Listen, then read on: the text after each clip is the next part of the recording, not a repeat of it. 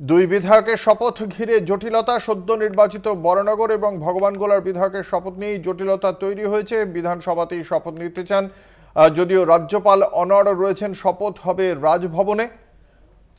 আমরা কথা বলবো, আমাদের সঙ্গে রয়েছেন আমাদের বিশেষ প্রতিনিধি। এই বিষয়ে রাজ্যপালের পক্ষ থেকে ঠিক সুনির্দিষ্টভাবে বা রাজভবনের পক্ষ থেকে কি অবস্থান গ্রহণ করা হয়েছে দেবজ্যোতি? দেখো, রাজভবনের পক্ষ থেকে যেটা জানানো হয়েছে, রাজ্যপাল কিছুক্ষণ আগে একটা এক্স হ্যান্ডেলে টুইট করেছেন এবং তিনি বলেছেন যে রাজভবনেই তাদের শপথ দেওয়া হবে। অর্থাৎ এই নিয়ে রাজ্যপালের পক্ষ থেকে দুবার সেই শপথের কথা বলা হলো। এই জটিলতা কিন্তু শুরু হয়েছিল গত কয়েকদিন আগে, যেভাবে বিধানসভা এবং পরিষদীয় দলকে না জানিয়েই যেভাবে দুই বিধায়কের সঙ্গে পার্সোনালি যোগাযোগ করে তাদের এই শপথের কথা জানানো হয়েছিল, তাতেই ক্ষুব্ধ হয় রাজ্য সরকার এবং বিধানসভার সচিবালয় এবং পরিষদীয় দল।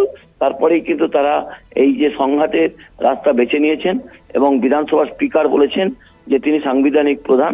তবে যেহেতু দুই সদস্য চাইছেন যে তারা বিধানসভার অভ্যন্তরে শপথ নিতে চান, সেই মতো রাজ্যপালের কিন্তু রাজ্য সরকারের সঙ্গে কথা বলা উচিত এবং বিধানসভার সচিবালয়ের সঙ্গে কথা বলে বিধানসভাতেই তাদের শপথ দেওয়া হোক বলে তিনি বলেছেন। এবং স্পিকার ইতিমধ্যে উষ্মা প্রকাশ করেছেন যে কেন রাজ্যপাল এইভাবে একটি ছোট্ট ঘটনাকে এত অতিরঞ্জিত করার চেষ্টা করছেন।